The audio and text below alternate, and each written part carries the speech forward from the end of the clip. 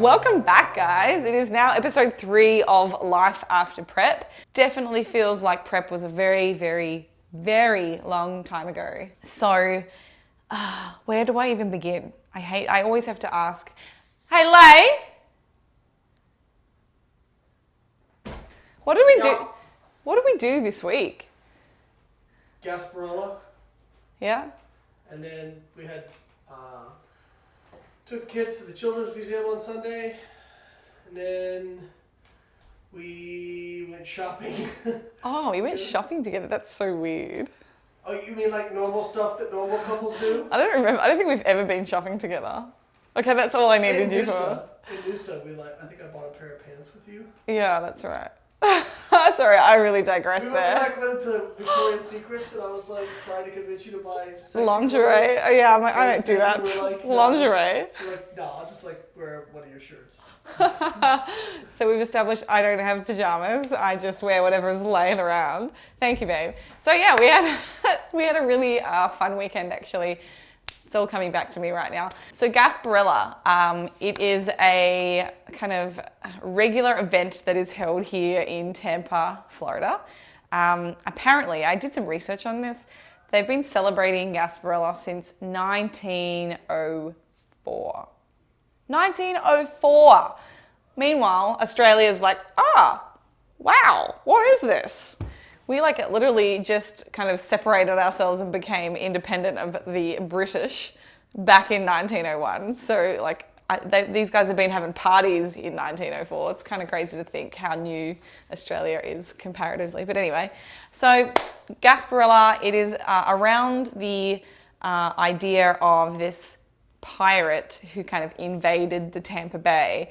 And there's actually, apparently, according to my really extravagant researching Wikipedia, apparently there is no record of this pirate. I think his name was Gaspar or something like that. Maybe it slipped my mind. But anyway, yeah, he kind of invaded. So now, ever since then, he's kind of like the mythical creature, the mythical pirate, and everyone just gets dressed up in pirate-themed clothing, and it turns out they just get really, really, really shit-faced. It kind of reminded me of like Australia Day, to be honest. There's just a lot of people laying on curbs, sleeping because they started way too early in the morning, and they're probably wearing a pirate outfit or something like that. And yeah, I thought, well, it was my first time going. I've been here for 2 years now, and I just heard people talk about it. I'm like, I'm not really about that life. But I finally got convinced to do it. So made the effort to get a pirate outfit. I was kind of rushed and thrown together, but we had fun. And yeah, it was a really, really beautiful day. So I've never seen so many people in one space on the water. But it was kind of cool. You get to see like the floats go past, and everybody's on the floats dancing and all in their pirate themed stuff. So we had a really fun time actually, especially because you're kind of done by the end of the day and it's not late and you're not fatigued and tired the next day. So yeah, that happened on the weekend. And then we took the kids to the Glacier Museum, which is this really sweet little spot for the kids. It's actually the first time that I have been. I knew the museum was there, but I didn't know what was inside. And oh my God, if I was a kid, I would be amazed. It was so cool. So they have like a sensory area. So Lane's son is autistic, and often they'll play like really loud, music, and there's just a lot of noise generally. But on Sunday, they make it more appropriate for people with like sensory problems, I guess. So Robert got to go and have fun and, play in all the water, and they have just so many cool things. There's like a little mock grocery store. So like they've got like the little kids trolleys or carts, and they can go and pretend to shop, and there's like a cooking station and a sandwich bar and a pretend restaurant. Oh, and then a place where you can build cubby houses, which I think I spent more time building cubby houses than the kids did. And then there was a craft area where you can go and sit down and like glue stuff. So they've got like a hot glue gun. So we sat there and like helped Livia make this cute little, I don't know, I guess it was a boat. I did my best at craft. I actually enjoy craft, but I don't have time for it anymore. But it was just really, really cute, and we had a great time. So did the kids. So got to do that on Sunday, feeling pretty hungover, but you know, you're adults, you just deal with these things apparently. And then Lane and I went shopping, as he mentioned. I don't remember the time we've been shopping together. Like, neither of us really shop. Like, my shopping extends to groceries and ordering things from Amazon because I don't have time to shop. So yeah, we went and bought some clothes, I guess. I've got to go to Australia. We are going to Australia in under 10 days, and there's a lot of things I needed for that trip that I don't own, like pajamas. So bought some things together. So that was kind of our weekend. And kind of between all that madness, there is always emails. So it's like, phone. And then everyone's like, get off your phone. And we're like, oh yeah, that's right. Back to it. Back to your phone, emails. So anyway, it was a really good weekend. Macros. So I had targets last week. I think in last week's episode, I would have talked to you about my struggle to be compliant for a couple of weeks in a row. Consequently, I would see my weight increase, and as a consequence, I would have to eat back in a bit of a deficit or lower my targets to kind of come back out into balance.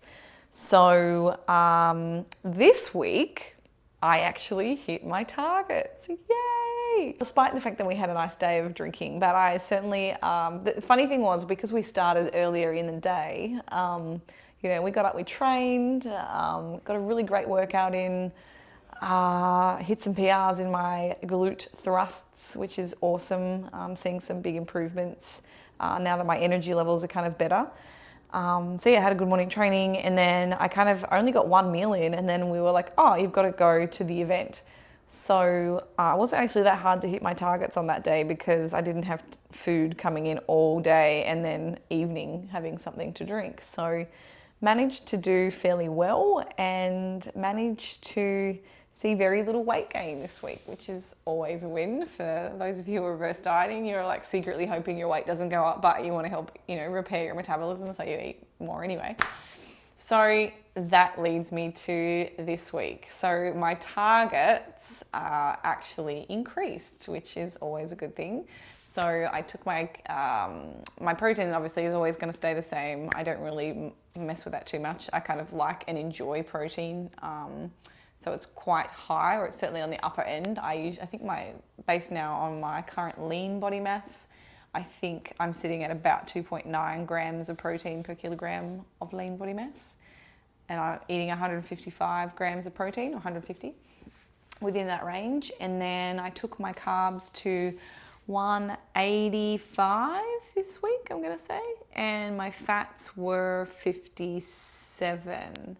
So I took a bit of a steeper increase, and that was because I knew I was actually going to start losing weight on those calories. I could see, like, by, Saturday, my weight was dropping down and getting lower. So obviously the goal for a reverse is not to lose weight because those calories were still keeping me in a deficit. So it was important that I actually gave myself a bigger increase last week or this week to make sure that I don't keep dropping weight. So that was really, really good. I have found myself getting to the end of the day this week and sitting on the couch, and Lane's dieting, which is so unusual. I'm like, dude, you okay? And I'm like, well, I'm just going to go down and get an ice cream. Are you going to have one? He's like, no, I've got 2 grams of fat left. And I'm like, oh, well, I'm just going to go get one. And then I'll make a popcorn or have a bowl of cereal and just drizzle some chocolate on it because I've eaten good all day, hit my fiber, had plenty of nutritious foods, and then I've just got leftover. So it's been so nice to have a little bit more flexibility and just enjoy the social and the presence of other people, and not have in the back of your mind, fuck, I wonder if I went over based on what I just ate. Because normally when I go out, I know I've got a certain allowance that I've kind of left open for going to dinner or something. But I know that I'm not as present and I don't engage as much with our friends when we're going out, you know, particularly when I'm dieting, because I'm worrying. There's that little voice in the back of your mind like, Holly, you know that you underestimated that piece of chicken. It was definitely bigger. So you're having these like inner thoughts whilst your friend's like blah, blah, blah, blah, having a chat with you. So this week, I definitely felt like I could be more engaged and like listen. And that's been a really nice relief. I think anyone wants to be present when they're with their friends and be able to have a good time. So yeah, that's certainly been a nice change. The last couple of days, I haven't been able to weigh myself because I've been back and forth between the apartment that we've been kind of setting up and like, oh, it's just some stuff happened today. I'll get to that.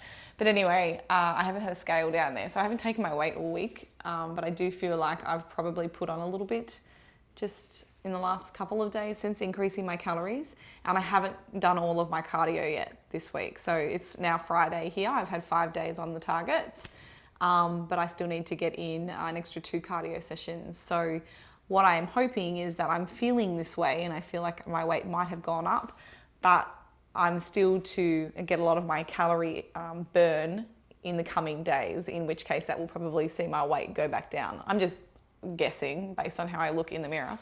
I don't know whether that's fact or not, but I would expect that might be what's happening because I haven't gotten through my set amount of weekly activity just yet. So with that being said, my plan is to make sure that I get my weight taken by Sunday. And if it increases, I will probably make sure I'll check to see whether that kind of falls within my allowable weekly rate of gain, which is 0.2% of my body weight. So I was sitting at about 63 last week, 63 kilos. I think that's just under 140 pounds. I'd have to do the math. I think so. And if I increase my weight by equal to or less than 0.2% of my weight, then I will take an increase. If I exceed that, what I will do is just hold steady and give myself another week on these targets just to see if I can get my metabolism to kind of adapt to these calorie intakes. Sometimes your body will. You might take a couple of weeks on the same set of targets and then you give yourself an increase and you respond really well. You don't gain weight. Other times you wait and you hold off and you're like, oh, I think I've got 1 more week left on these set macros. You'll try to take that increase and your body's like, nah, you're at the upper end of your maintenance calorie range, my lady. And if you want to eat more, you're going to have to be okay with adding a little bit of weight.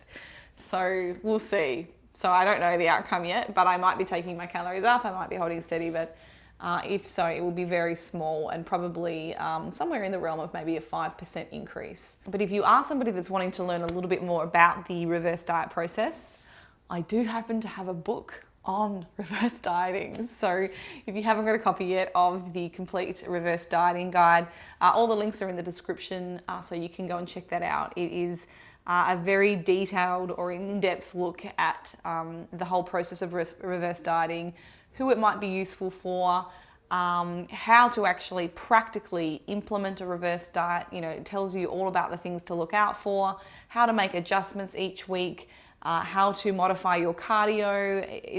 You couldn't put more information in about one topic than possible. So yeah, go and check that out. It's a very valuable book. It's doing incredibly well and we're getting a lot of awesome feedback from it. So that is all I will say about the reverse diet guide for now. I think that's all for me this week. I'm not going to bother telling you about the crazy antics that has happened with the apartment because I'll leave that for next week's video.